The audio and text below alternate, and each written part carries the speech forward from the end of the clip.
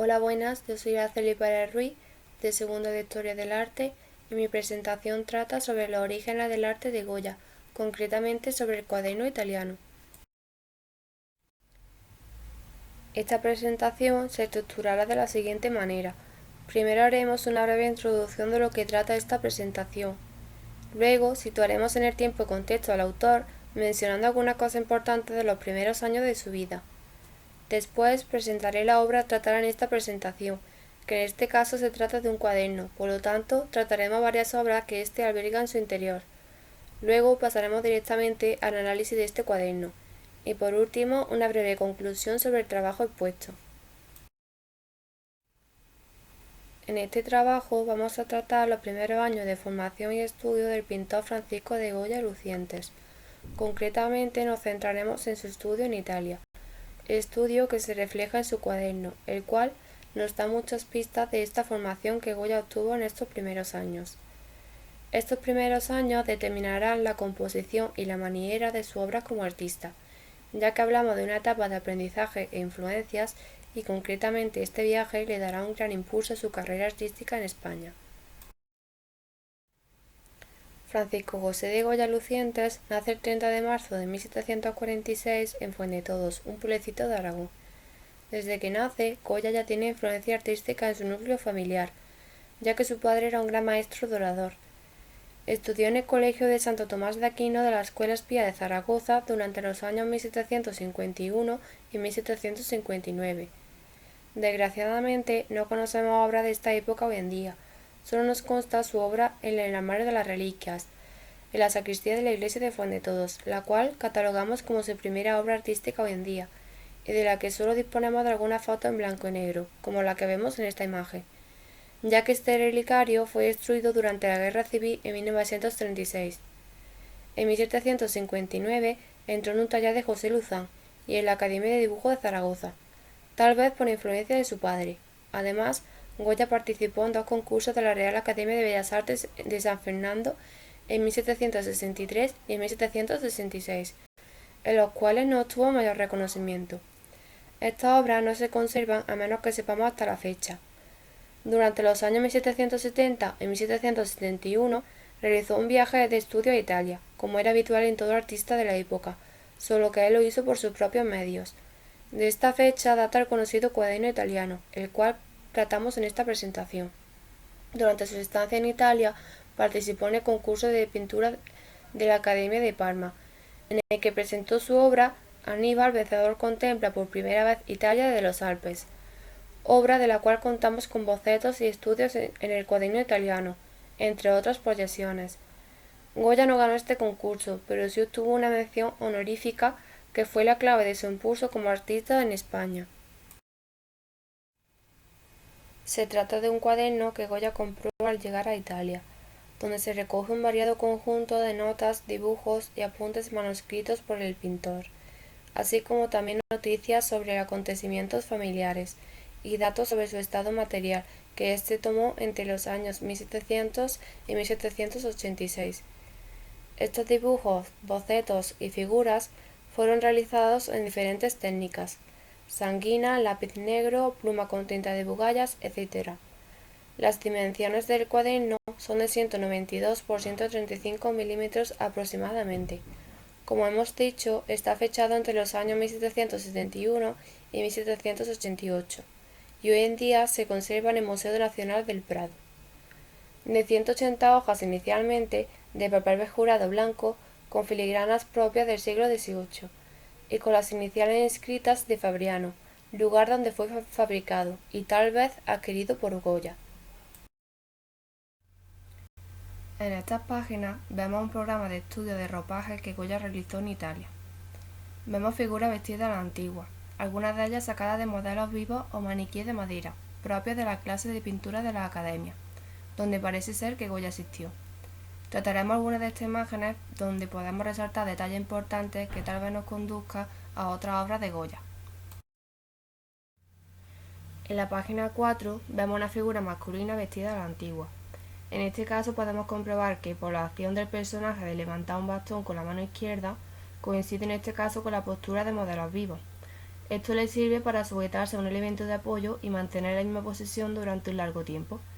Si comparamos estos dibujos con los diseños pensionados de la Académie de France del Corso o con la Academia del Nudo de Cornblaillot, es posible que Goya asistiera a las clases de dichas academias, donde además eran frecuentadas por los pensionados españoles en Roma.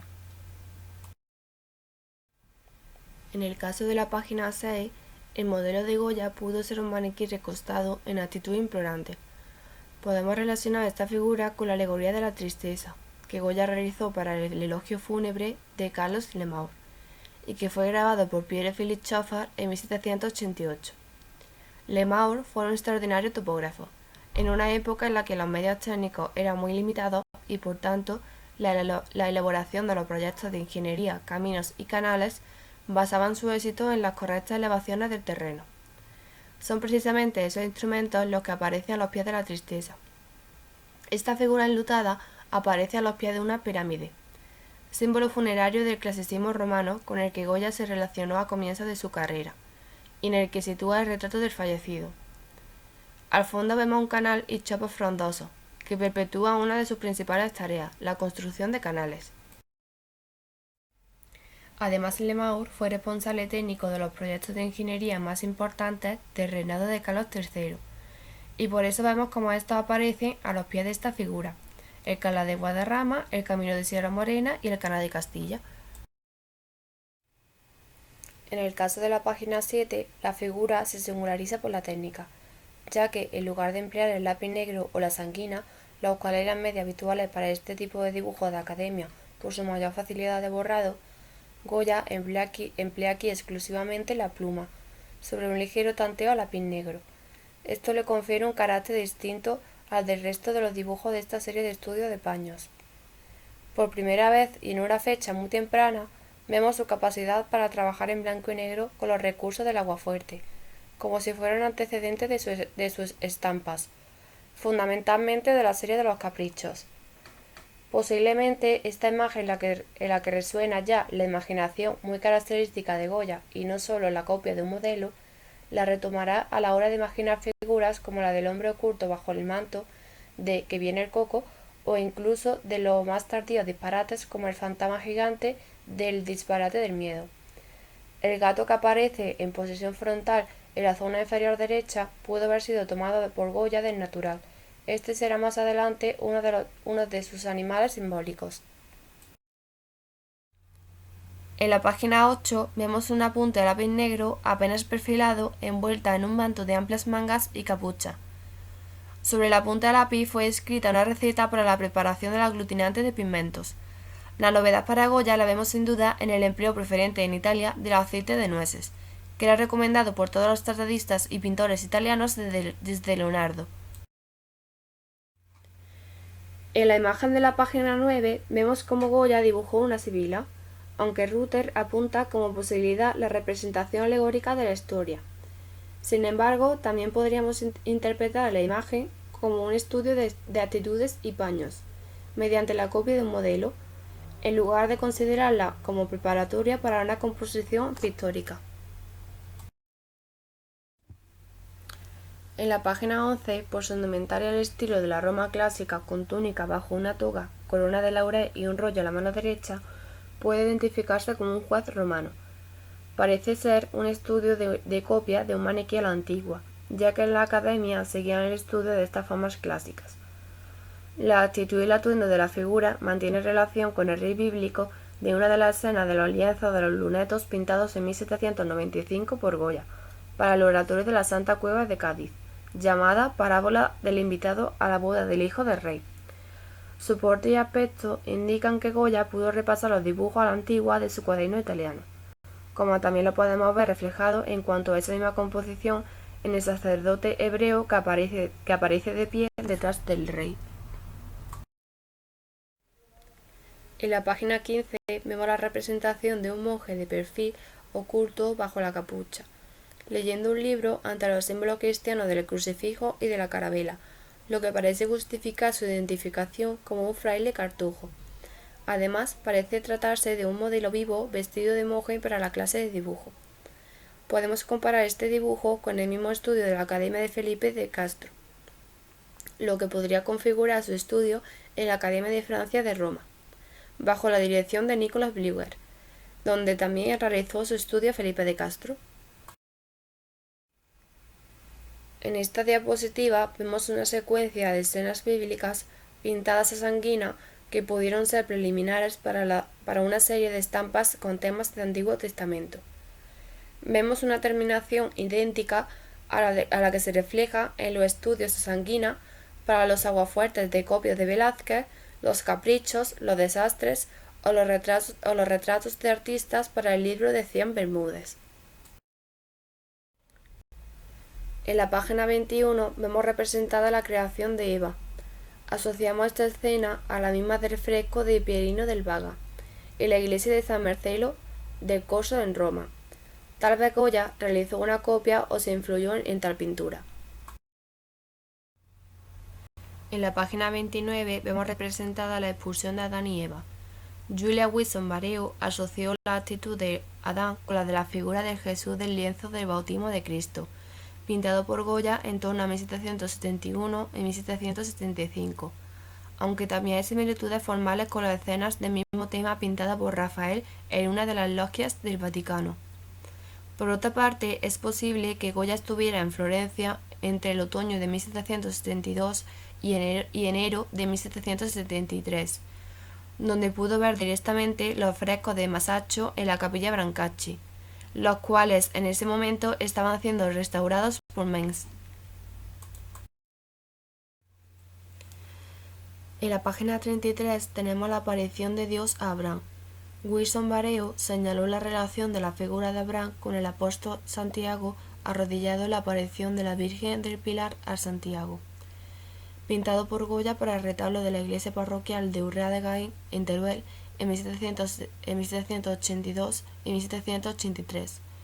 La pintura ahora es conocida solo por fotografía en blanco y negro, ya que desapareció durante la Guerra Civil, pero se conserva un boceto preparatorio al óleo y un dibujo el cual vemos en esta imagen. En la página 35 encontramos el sexto y último dibujo de la serie de escenas bíblicas del cuaderno italiano de Goya, en este caso trazada sobre un tanteo previo al lápiz negro. El dibujo representa el momento en el que Abraham, en presencia de su esposa Sara, expulsa de su casa a Agar y a su hijo Ismael. Destaca aquí el carácter clásico y monumental de la arquitectura. También la ciudad al fondo, en que Goya utilizó la conocida pirámide de Cayo Cestio en Roma, que también vemos presente en uno de sus cuadros de este mismo periodo romano, llamado Sacrificio a Vesta, y que fue firmado por él en 1771. Aquí tenemos una serie de dibujos preparatorios para la obra Aníbal Vencedor, que por primera vez contempla Italia desde los Alpes, para el concurso de la Real Academia de Bellas Artes de Palma, al cual se presentó en mayo de 1771. Gracias a estos dibujos preparatorios podemos conocer el proceso creativo de Goya para esta obra, que fue la más relevante durante su estancia en Italia y la más destacada en su etapa temprana. El lienzo definitivo se le atribuyó a Goya en 1993 por Jesús Urrea en la Fundación Selgas Fagalde, que hasta entonces era desconocida y había sido atribuida erróneamente a Corrado Gianquinto. En la página 37 tenemos el primer estudio preparatorio de esta obra, la cual presenta muchos elementos finales del lienzo definitivo, y vemos cómo primeramente Goya planteó una estructura vertical que luego acabará planteándose en una horizontal, que es tal y como se manifestaba en las condiciones escritas de la Academia para el concurso. No se aprecia muy bien el dibujo principal de esta página, dado que se refleja un contradibujo de anotaciones de páginas siguientes, pero aquí tenemos una imagen digitalizada editada que muestra mejor el dibujo. Seguimos con la página 37, pero esta vez con la imagen editada en blanco y negro que nos muestra aún mejor este dibujo. Según Wilson-Barreu, apunta como fuente iconográfica en la que Goya se inspiró en el Apolo de Belvedere para la representación de Aníbal, pero Benito Navarrete le atribuye esa inspiración a la figura del emperador Trajano en el relieve de José Arias de la construcción del puente de Alcántara de Toledo. De todas formas, el peculiar contrapuesto y carácter a la antigua fue un modelo común de la representación de héroes y guerreros de la pintura del siglo XVIII. En la página 41 encontramos diversas anotaciones y dibujos. Centrándonos en los dibujos, es posible que estas dos cabezas fueran preparatorios para la cabeza del río Po, el príncipe egipcio Euridano, hermano de Osiris y conquistador de estas tierras, que dedicó el río al dios Apis, simbolizado por el toro sagrado. Vemos en estas dos cabezas que se diferencian entre sí por la forma de la cornamenta, tal vez tomado del natural. Finalmente, Goya, en su obra presentada para el concurso, vemos que representó el río con la cabeza del toro de una cornamenta muy cerrada. En la página 42 podemos ver en la imagen superior izquierdo un apunte de una medalla mariana, con una imagen de la Virgen Inmaculada. Pero el motivo principal de la página es el estudio de una coraza a la antigua, colocada en percha. Este diseño es el estudio para la armadura de Aníbal. En la página 43 vemos debajo de lo que parece ser una anotación nostálgica o el inicio de un poema, dos apuntes de los personajes de Aníbal y el genio. La posición de Aníbal y la ubicación del genio coincide con los criterios finalmente adoptados por Goya en la pintura definitiva. Además, estos dos apuntes de Aníbal y del genio se aproximan con mayor rigor a la base del concurso, en la que se especificaba que Aníbal debía ser representado de la siguiente manera, volviéndose hacia un genio que le toma por la mano. En la página 45 encontramos dos dibujos superpuestos.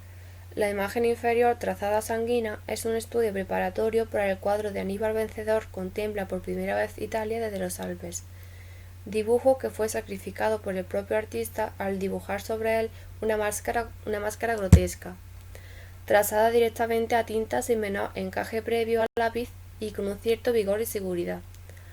Puede tratarse de un apunte tomado del natural de algún elemento de una fuente. Vemos un gran interés por parte de Goya en lo que se refiere a las esculturas, ya que podemos encontrar en el cuaderno italiano diversas copias de esculturas romanas. Los macheronis son un tema frecuente de las fuentes romanas, y vemos cómo esta máscara tiene cierta similitud con ellos. Aquí tenemos una imagen digitalizada editada que nos muestra el dibujo sacrificado de abajo. En estas páginas vemos un estudio de modelo clásico. Los programas académicos de la Ilustración reivindicaban este tipo de modelos. Encontramos tres apuntes del dorso del Belvedere del Museo Pío Clementino de los Museos del Vaticano y 4 del Hércules veneciano, todos ellos estudiados desde diferentes perspectivas. En la página 58, 59 y 61 vemos tres estudios con diferentes perspectivas del torso del Belvedere. En las páginas 139, 141, 143 y 145 encontramos 4 estudios también de diferentes perspectivas de Hércules Farnesio. En la siguiente página vemos una serie de apuntes de un niño tocando el tambor desde diferentes puntos de vista. Parecen ser apuntes espontáneos tomados del natural y podrían ser parte de un estudio preparatorio de 2 cartones para tapices del dormitorio del príncipe de Asturias en el Palacio del Prado. En concreto, el niño recuerda las figuras infantiles, una con un tambor en muchachos jugando a soldados y una de un pequeño con sombrero de espaldas tocando el tambor en niños del carretón. En esta página vemos una serie de apuntes de paisajes tomados al natural. Tal vez sea una vista de Madrid y el río Manzanares, desde distintas perspectivas, por distintos elementos arquitectónicos como vemos en la página 72, de la ermita de la Virgen del Puerto. En las páginas 134 y 135 destacamos 2 dibujos preparatorios independientes. Se trata de 2 cuadros pintados como pareja, para regalo de Goya a su familia materna, originaria de Fuendetodos. En la página 134 vemos una primera idea representada para el pequeño cuadro de la devoción mariana, Virgen del Pilar con angelitos. En la página 135 vemos un apunte para el segundo lienzo, Muerte de San Francisco Javier, de dimensiones muy similares. En estas páginas vemos diferentes anotaciones, en las que podemos ver varias referencias a su esposa Josefa Valleu, listas de ciudades de Italia visitadas por Goya, la fecha de salida y llegada de Zaragoza con su familia a Madrid, préstamos, listas de número de acciones del Banco de San Carlos, cantidades recibidas por trabajos de Goya, gastos en materiales, referencias a otros artistas, registros de nacimientos y bautismos de sus hijos y los nombres de los padrinos de estos, borradores de cartas dirigidas a otros artistas, como por ejemplo a Mengs, notas que nos permiten conocer cómo Goya recibía el dinero o pagos desde España en su estancia en Italia, etc. En conclusión, contemplamos una serie de dibujos, notas, listas, etc. en este cuaderno que le da un carácter privado, más que de estudio, pudiendo ser algo así como un diario del pintor, donde tomar diferentes notas y bocetos del día a día. Gracias a estas notas y dibujos conocemos mucho sobre la vida del pintor, tanto privada como artística. Y nada más, eso es todo, espero que os haya gustado y haya sido ameno.